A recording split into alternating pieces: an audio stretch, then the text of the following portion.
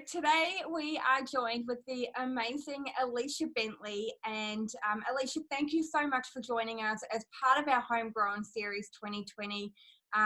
Meeting with inspirational women across New Zealand and Australia, to share stories, talk about life and business, really real, authentic, juggling all the things, in hope, I guess, to be able to be a champion of change and inspire other women out there to also get outside of their comfort zone, whether that be in business or another area of life, but through using these awesome stories to be able to do that. So thank you for joining me.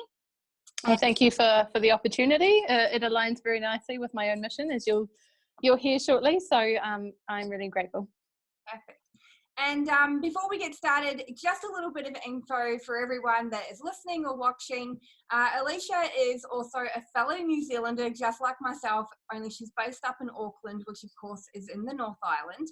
And she's also the founder of Alysha Bentley Mindset Coaching.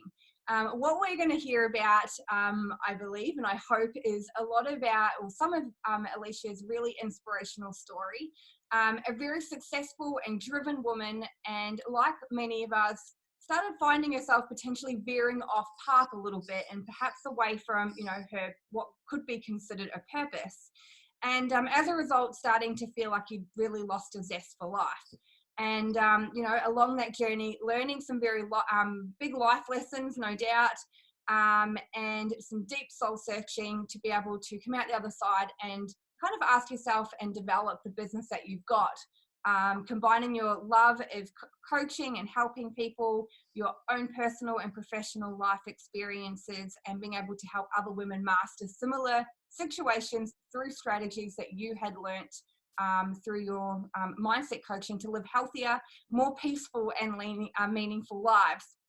So, Alysha, I'm so grateful to have you here. We've had a chat before. We've jumped on together and, shared a little bit about, who you are, why you do what you do. But for everyone else, I would love it if you would be able to, share a little bit about yourself, not only business, but also, personal as well, if you'd be open for that. Yeah, absolutely. Well, first of all, thank you for such a glowing introduction. I think you've kind of hit the nail on the head with that intro, really. That for me, my passion really comes in the area of human development. So, and I guess that started when I was a lot younger, but I didn't necessarily recognise it at that stage. I've always been a real people person, and I've always been highly empathetic. And we were talking a little earlier about how I'd actually always felt very different from other people, and that I was always highly attuned to other people's thoughts and feelings and experiences. And in hindsight, when I think about it now, I think that empathy, that sensitivity, probably also made me a bit of a victim of bullying and things like that. And unfortunately, not just in a school context, but also in my personal life. And so I think that the journey to becoming a mindset coach, which, we're talking about today, actually started from a very young age on reflection. And I guess things sort of came to a head for me when I was in my early to mid-20s, and I was in my first full-time job in the area of education. And I feel like the wheels sort of started to fall off, and I didn't really understand what was happening for me. At the time, I was thrown into a leadership role due to other leaders going on maternity leave and, other things that happened in the workplace. And it was around the same time that I decided to commit to doing my master's research. And I was working full-time in this new role, basically doing 2 or 3 people's worth of work, doing this master's research, which the idea for which had come to me like a ball of inspiration. The topic was how Pākehā women in New Zealand define womanhood and success in the 21st century. And this idea came from engaging with so many of my friends and other women in our age bracket who were struggling with the idea of what they should be doing in their lives and what they weren't. either because they weren't able to, or they just didn't have, able to, I mean, like financially or whatever, or didn't have the emotional capacity to do. For example, saving for a house or buying a house, being in a meaningful, healthy relationship, progressing in your career, working your way up the ladder, so to speak.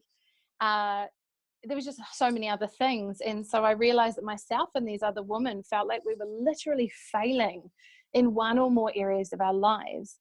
And having spent many years studying social sciences and human development, I was fascinated by what was going on in this wider society that made us feel this way. What kind of stories or narratives or expectations were we internalizing as human beings that made us feel unworthy in some way? And so after 4 years of waiting for a topic to strike, this was my moment.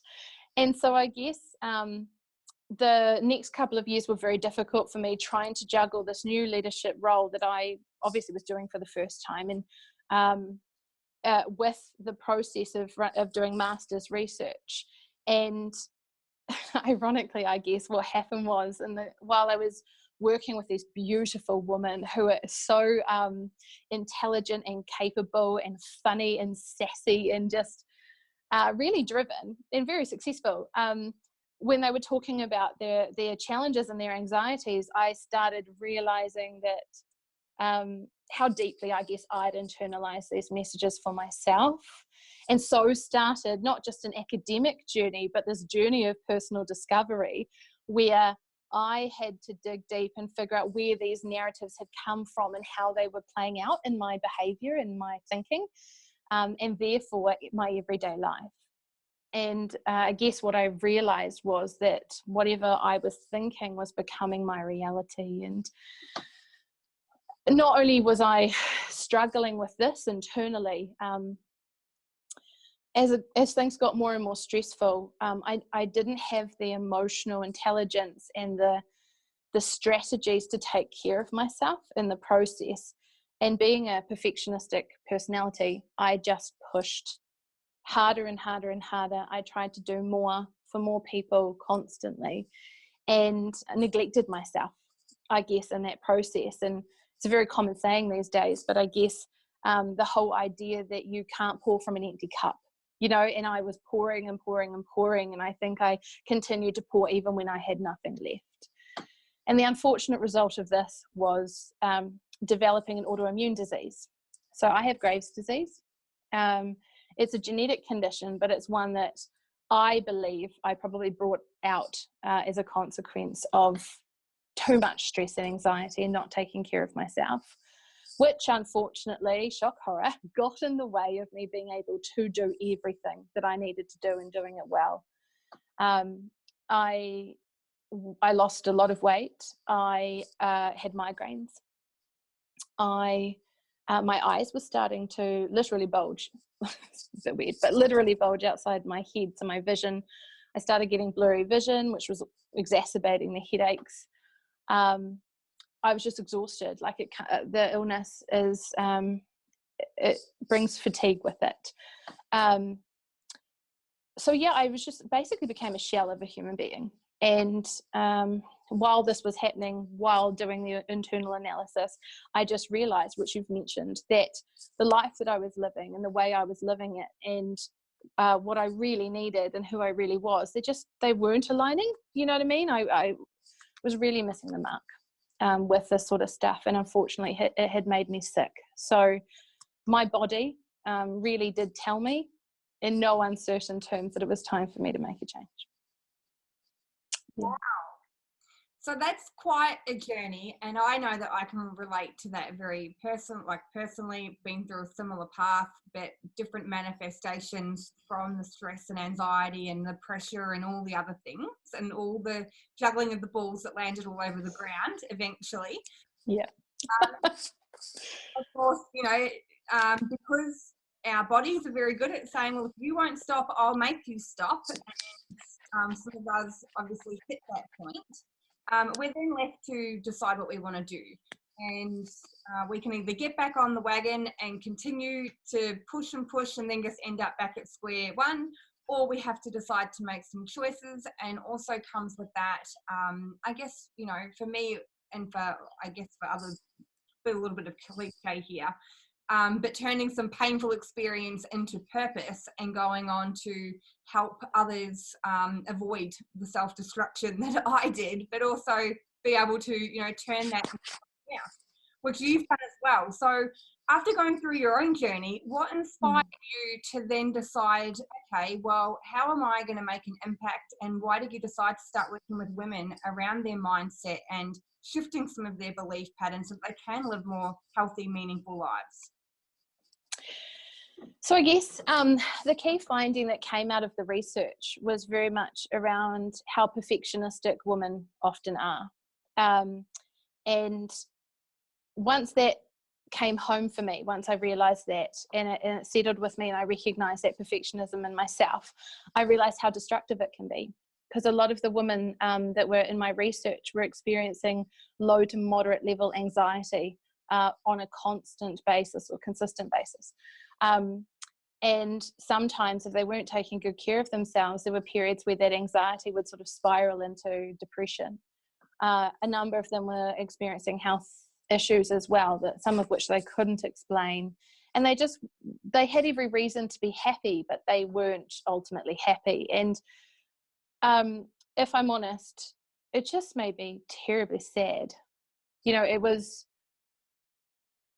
having that realization that there are so many incredible women out there in the world who feel that they're not good enough and they're never going to be good enough simply because they've internalized messages that society, so effectively other people, have told us is important for women is a very, very sad state of affairs. And I guess that it made me angry, if I'm really honest, you know, and it does even now. It's quite an emotional thing for me to talk about because it really racks me up. But it's obviously people of, you know, every gender identity, every sexuality, everywhere in the world will experience sort of perfectionism or have internalized stories of various types. But because I am a woman and because I've done this research, I really felt that it gave, and this research has never been done before, not in anthropology, social anthropology, which was my area. And so it was kind of the beginning of a specialist discipline in a way. And that gave me, it made me feel a sense of responsibility, I guess, to go out there and use this amazing, powerful knowledge that I had just gained and this incredible evidence and the stories of these amazing women to start changing the system in which we operate. And it's a calling, you know. I think after all the challenges of living a life that didn't align for me, I realized that this is what I was actually probably born to do. Or if not born to do, then at least what my life experience has led me to do. And so it's a calling, really. It's a passion. So working with women and also with young girls is really important to me. You know, being able to break some of these cycles, shift some of these narratives, or what I call flip the narratives, while they're still young and impressionable, and so that they can set really clear boundaries and be critically discerning about what they're being told and what they're listening to, and the importance of trusting their gut, their intuition, knowing what their values are, so that they can navigate social life in a way that means that they'll be self-confident, but also assertive enough to have opinions or to deconstruct narratives that don't serve them, and ultimately be able to do what I was not able to do, and that was live their lives more in alignment. So I hope that answers questions. Sorry. I find when I get passionate about things, I'm like, oh, I just sort of talk about everything, but that's kind of how I've focused my work. Can I just say though that I feel that's the place where I started. But as my work goes on and the more facilitating I do, particularly in professional contexts, my work has actually become largely around building emotional and cultural intelligence for all people. So my focus is on building EQ and CQ at an individual level in order to achieve change at the systems level. So I'm broadening my scope a lot, because I think we all need it and we will all benefit from it. So really it's human-centered leadership that I'm evolving into at this stage. Exciting. I love it. So I'm sure that there will be people out there that are listening or watching this, and this will be resonating with them because they're potentially going, oh, I may be going down that path, or I'm feeling out of alignment too, and but kind of scratching their head on what to do next. So do you have any suggestions, I guess, for them to kind of help them get started on how to start analyzing, I guess, or starting to do that internal work to find where the disconnection is, or how to, I guess, just hold fire and start to, I guess, have a bit more of a meaningful conversation with themselves? I guess, for me, I prefer not to give advice per se. For me, I prefer to speak from experience, because I think my experience is individualized, everybody's is. So I can certainly talk about what was very useful for me in this process, and other people may find value in that as well. I think there are some clear signs that we may or may not be attuned to, because we're so busy often in our everyday lives that we're simply not paying attention. So to start with, how do you feel on a daily basis? I started to think, started to notice, I guess it's all about noticing, what emotions were coming up for me on any given day. And once I started recognizing those emotions, so at the moment I'm pretty calm, that's fine, but Joe at work said something and that created anger in me. Once I recognized that anger, I didn't judge it, I just sat with it, and I thought, why is that anger coming up for me? And at this time of my life, I certainly was angry and stressed and, frustrated a lot of the time. So for me, it was about not just recognizing the emotions, so anger and frustration, and when things actually made me happy and when they energized me. So maybe it was a conversation with a colleague where we got to vent what was going on at work or whatever, and that I felt a sense of relief and a happiness to have that connection with her. I just started noticing what made me feel certain ways, and then from there I would look at what proportion of my day I would spend in certain emotions. So that way I could see whether the balance was out. And I realized that I spent almost 90% probably of my day in a state of confusion, frustration, anger, disappointment, just overwhelming anxiety. And I realized, well, that's out of balance. And so I had to then start looking at what it was in more detail that had created those feelings. And in the course, this doesn't happen overnight. You might learn something quite valuable by the end of a day of doing this, but it was the course of time. It took months of work initially. And eventually I'd look at the whole week and I think, okay, in a whole week, what balance was I at? And then the more aware I became, funnily enough, the less overwhelmed and stressed I became, because I was aware of the response that I was having. And of course, our emotions are directly related to our physical body and vice versa, really. So there were there were signs of the impact that my emotional stress was having on me. So the shortness of breath and the tightness in the chest, for example, I just started noticing what physical state I was in. And I'd be exhausted by the time I get home every day, and I'd still have a thesis to write. And I just, struggled to bring the energy to do that. And so the next phase was, okay, well, what's bringing me energy and what's reducing energy?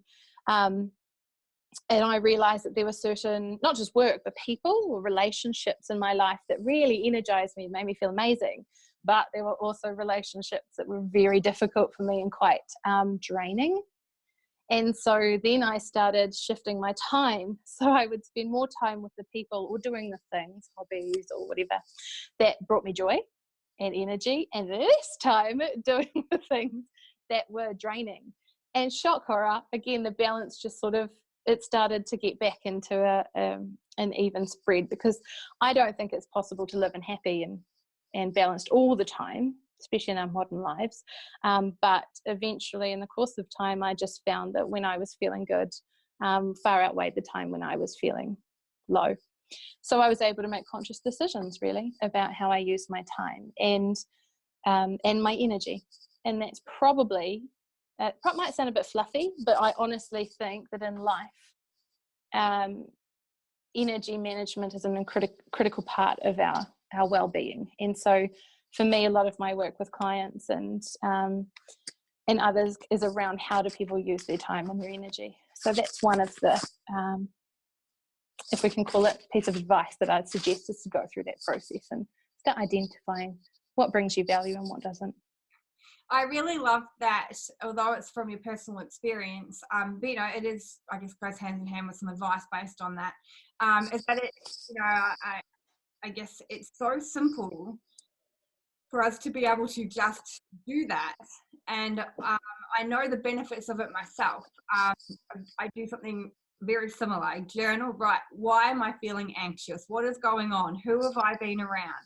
What are the thought process? And I guess using that to find out what is actually internally happening to start shifting, and what the belief systems are, or as you kind of just identify what is actually going on, because your body will tell you what it wants, and then you have to analyze that with your brain to work out what that feedback is. And and I really think that that's a great strategy for anyone who is watching this, to be able to to take that very powerful piece of information that you've said and know that it does work, even if it does sound fluffy or what have you. It takes a while. And for everyone that thinks this is going to be a one-off thing and all your life questions will be answered, it's not. It is a journey. Okay, not, no. But it will move you forward back into that balance and equilibrium, and start making, I guess, more conscious or healthier life decisions to stay in that balanced place. And as you said, no, we're never going to stay happy all the time. That's an unnatural place for us to always be. We are humans, we have emotions, but at least you can focus more on how to stay in that state, as opposed, or how to get yourself back to that state. Yeah. If you have things that go on that don't bring happiness inside of you. So It's actually, can I just add something there, Louise, that you've touched on that I think was really important, that adds to what I was saying, is that conscious awareness of your emotions and your responses, and the physical impact on your body and so on. It creates an alignment between your brain here and your body. When I was younger, I was often not in a safe environment, and the consequence of that was that I tended to live in my head, because I was quite literally analysing every situation to work out how I could keep myself safe. And I don't necessarily mean physically unsafe, just emotionally unsafe mainly. And so I've spent most of my adult life living here with no awareness really of my body at all, which is how I got sick in the first place. And so it's taken me years, but I'm getting to a point where, by aligning, or learning to read my body anyway, read the signals, those two parts of me are starting to align nicely as well, and I'm seeing the benefits of that too. So something else that might be valuable for people to know. Yeah, it's perfect. I love this. We have very similar connections. So it's great listening to all of this, and and being able to share this with others too. So Alysha, how about for those people who aren't necessarily, who know that they've gone down a path, and they either would like to, turn something into either a product or a service-based business, because they feel like that is their calling, or it is aligned with their purpose, or they're wanting to even go into a career that's more aligned with that. It doesn't even need to be starting a business out of it. There are challenges, I guess, that we can kind of face along the way to go from feeling out of balance or unhappy in one type of career environment to shifting to the other, to a different career or something completely left of field, or even starting a business out of life and experience and a passion. Do you have any, advice based on your experience on how to start shifting more towards actually taking the action. So not only just thinking about it, but now actually taking the action to do it?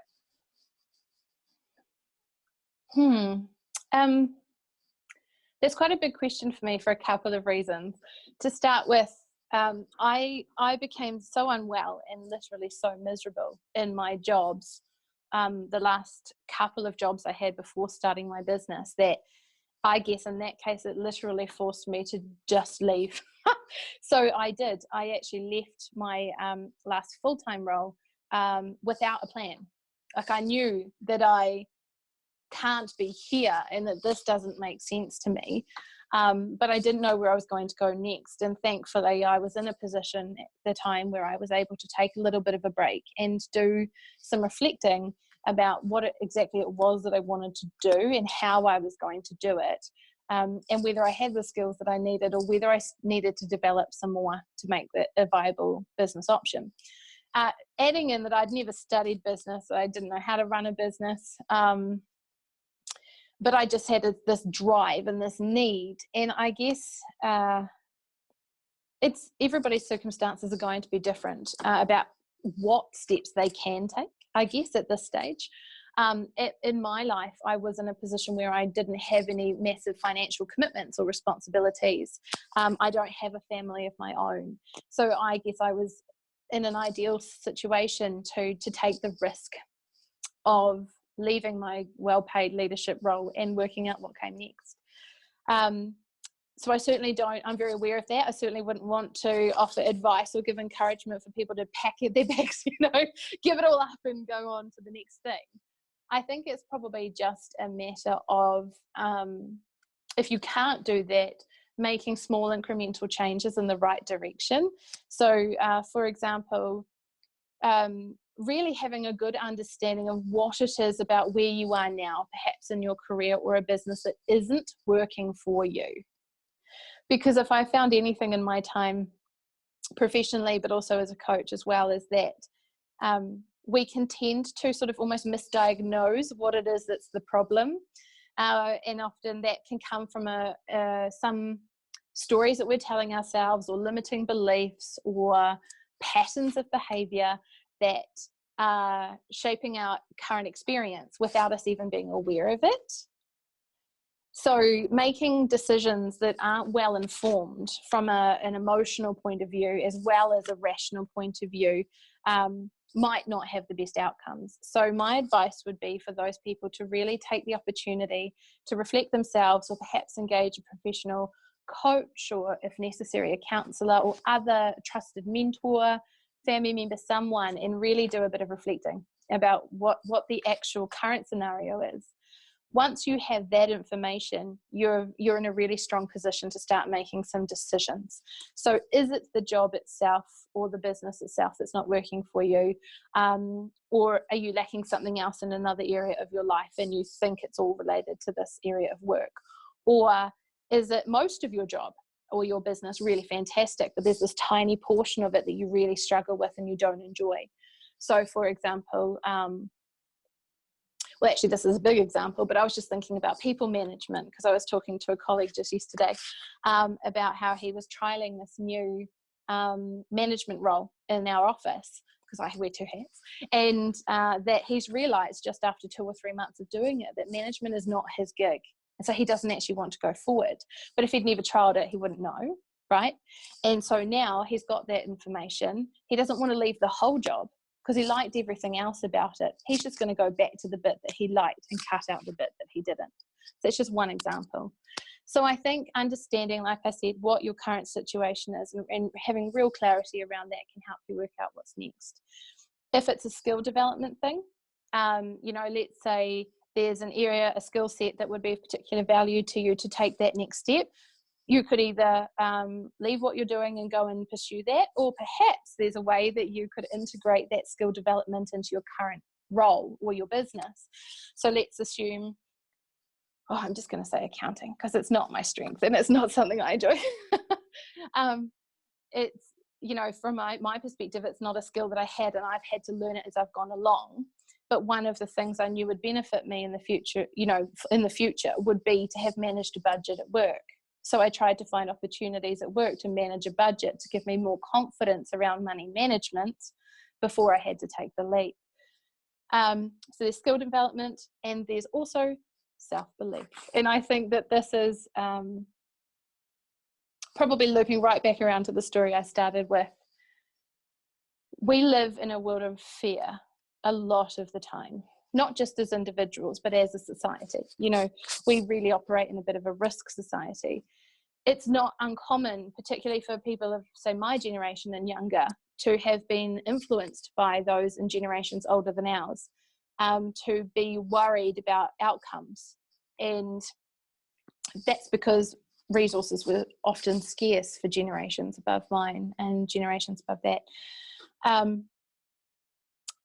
And the result of that, I believe, is that we've adopted a bit of a risk mindset, risk-averse mindset. And not only do we potentially therefore not believe in ourselves enough and what we're capable of and the skills that we have, we're worried about what the outcomes of our choices will be. And that's completely understandable. And it should be taken into consideration, don't get me wrong. But it's about being able to analyze those fears that are coming up for you, engage whether or not they're genuinely a high risk, or whether they are I was going to say aggrandized. I don't even know where that word came from. I haven't used that for a while. A risk that you've sort of inflated out of a place of fear. And again, once you have that information, you can start making some informed decisions about how to move forward, whether it's to invest in some product or whether it's to strike out on your own as a consultant or whatever. I think, Alysha, what you have really outlined here is the importance of really self-reflection.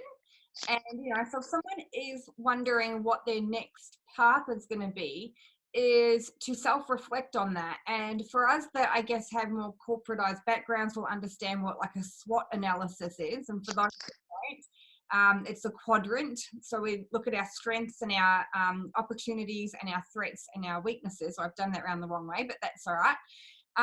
And to be able to, I guess, look at, you know, what we're actually really good at right now and start moving more towards that side, but invest in people outside of us to ask us the questions that we can't necessarily see, whether that be a coach, a counselor, a mentor, a friend, a family member, or what have you, because we're very good at seeing what we know, but we don't always see what's on the outside. And, you know, through looking at, and they also might highlight that where we think we have a strength or a weakness, they might be able to say, actually, you've got some work to do, or you're actually really good at that. So, and highlight some different areas for us.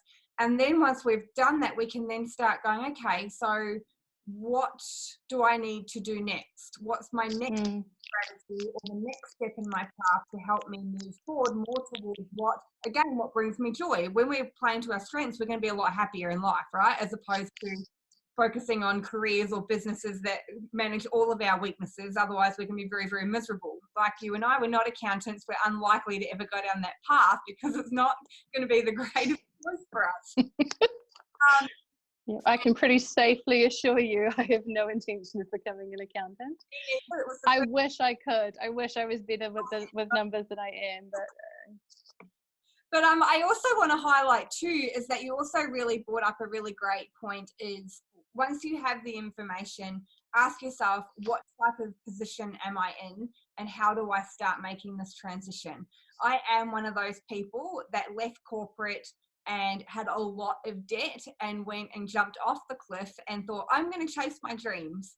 And which was fine. You work it out along the way, but I can say that there is never a time in my life that I would ever recommend for anyone to go and take that gigantic leap unless you know how you're going to financially, you know, pay for your bills, pay for your mortgage or your rent, put food on the table, you know, all of life's basic needs. And I wouldn't change my journey for the world because it's taught me a lot of things. But it can create a lot of stress and a lot of overwhelm. Already have some of those internal things going on. I can guarantee you that they come at you 10 times bigger, a lot quicker than what they need to be. And it is very hard to make great choices in a career or a business when you're coming from that place of stress, because you're really just in that, you know, survival mode instead of thriving. So, so for anyone that I guess like, oh no, I'm going to go take that leap. From the other side of that story is I too also recommend to analyze, make great choices, get some external support, and make a plan so that you can, kind of get yourself to the next point, because it will happen a lot quicker, and a lot less stress. And why not kind of take that option, I kind of believe. So I agree. So it's important to believe in yourself and back yourself, absolutely. And if you can make a change, absolutely make it. But I think it's important to have a safety net, as you said, and for it to be a pretty well-informed process. Even if you don't know everything you need to do, that you know how you're going to address everything. Yeah. And there's always going to be bits that you don't know until you go and do it. But at least you're making a risky decision. It's still going to be risky, but it's not going to be as risky as what it needs to be. So, and you can learn the other bits along the way, from a logical place, not from I am very stressed out and I can't think through the truth. And overwhelm and everything that kind of manifests after that. So, yeah, which we're trying to avoid. Yeah. People like you and I are on a mission to help people live. Yeah. Yeah, Alysha, a part of the series is talking about being a champion of change, and whether that be someone who is wanting to have a family and they don't have a partner, and they're unsure whether that it goes against society's belief, and they're going to go out and be a change agent in that space, and either family, relationships, health, business, whatever it may be. And basically just go out and chase the dream that they have in any area of their life. So I'm curious to know, you being a champion of change, recognizing that your life needed some changes, your internal being needed some changes, and now working with, not only women, but also leadership, to make some changes. What does champion of change kind of mean to you?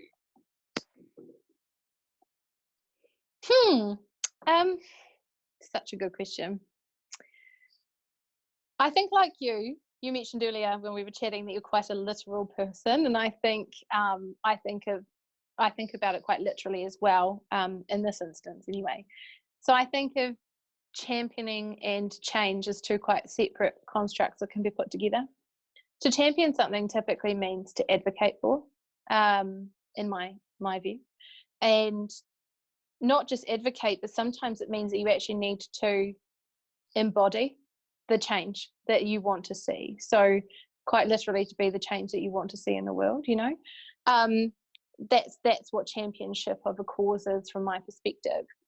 I probably bring quite a unique lens to the concept of change, because the other hat that I wear on a daily basis is in the area of systems change and education. And it's made me realize that change has to happen at every level in order for it to be effective. So it starts with us as individuals. We need to embody the change that we want to see. That needs to be very authentic, again, very aligned. I know this is all such coachy terminology, but I'm assuming and hoping really that people will understand what I mean by this, that you are thinking and acting in the way that demonstrates the change that you need to see. And it's only by having individuals who are, again, emotionally intelligent, so who are self-aware, who are quite empathetic in their outlook, who are focused on kindness to themselves, kindness to others, who are quite strategic in the way that they think about things, but inclusive, that we will see collective change. And collective change is what we need in our whole society, I would argue. So not just for women and for girls, which is one of my expert areas, but for our whole society, in terms of our environment, in terms of our access to resources, a more equal distribution of resources, so that we can address issues of poverty, particularly. Like, there are so many areas where we need to change the way that things are done in this society for the betterment of humanity. So I guess that's how I would sort of think of championing change as a concept. And from my perspective, really, that's what my business is all about, to be honest. It is about working alongside people so that they can be the change that they want to see. They've got the emotional and social and cultural intelligence that they need to navigate their lives and society in a way that's really constructive for them and for other people. So I guess my mission is to kind of influence the development of a society that's very human-centered, for the benefit of everybody. And I know that's very lofty, and it might be a bit theoretical, but that's kind of the way I think about things. I'm a bit of a systems thinker, a big picture person. I love it. Thank you. I couldn't have said it better myself. I guess, really just looking at the change and then having integrity and living it out. Because if you're not living it, then you're not really going to change a lot, are you? So you'll be out of whack. So. And to be influential, to be a champion, you're typically influencing people to move in a particular direction. So to be influential, to affect change, you quite literally need to be the person who demonstrates the mindset and the behaviors that align with the change that you want to see in order for that to be effective. If in your life you're out of alignment yourself, you will probably find that you're less effective in achieving the cause that you're working towards, because you won't be as powerful or influential, I guess. You won't be in your power as a leader, or as a person, as a personal leader. So yeah, I think you're right there, absolutely. Now, speaking of, how you help people in business, for anyone that I guess, is listening or watching and your story has really resonated with them and they're having that, oh my gosh, this woman's talking my story, and I'm curious to reach out and ask some questions, or I wonder if she could be the right person to help me put together that plan to make some different life choices. How would someone go about reaching out to you? What's the best way to do that? Probably two ways. The first would be via Facebook, my Facebook business page, because I check Facebook every day. That is www.facebook.com/Alysha Bentley Mindset Coach, spelled ALYSHABENTLEY. And if you're keen to check out my sort of makeshift website at the moment, because there's a more professional one coming soon. I think it's www.flippingthenarrative.wordpress.com. Perfect. Awesome. So the best way would be to go along to Facebook, shoot you a message, and connect from there. As you can tell, the website's quite a long name, so it can be a bit difficult to recite. But if you even just Facebook search my name, you'll find me. And please do send me a message. It'd be lovely to hear from you. I'm always keen to have a really good chat about anything and everything, really, to be honest. So I'd love to hear from anybody who feels that this resonates, and maybe there's opportunities to work together and collaborate to affect the kind of change that the world needs to see. Oh, I love it, Alysha. I think I could probably sit here all day and talk to you about all of this amazing insight that you've got to share. And but I guess to say, I'm sure you've got other things to do with your afternoon. And so again, though, thank you so much for sharing your personal experience, your professional, your energy with all of us, and and talking about some hot topics that both of us are really passionate about, but also being able to share some insight with our audience as to if they're feeling a little bit out of alignment, as cliche as that is. You're not alone. We've been there. We've ticked the box. There are many people out there. In fact, it's quite common to be having this, I call it a bit of an identity crisis. At least that's what I went through. And that you can make the changes, and they don't have to be dramatic overnight things, but they can be from a intelligent place, through some self-analysis and realizations, and then with the help of some experts, make some small changes forward to make the impact that you either want to have in your own life or in your greater, wider networks or beyond, if that's what you're wanting to do. So thank you again. I've loved it. I've absolutely loved our time together, and and I guess I just look forward to seeing you make an even bigger impact from here. Oh, no pressure. No, thank you very much. I've really appreciated the opportunity. I do love chatting about this sort of stuff. I think I could sit here all day as well. But I hope people have found value in this as well. And I'm lovely to connect with you, Louise. And I'm sure we will talk again soon. Absolutely. Thanks. Have a great day.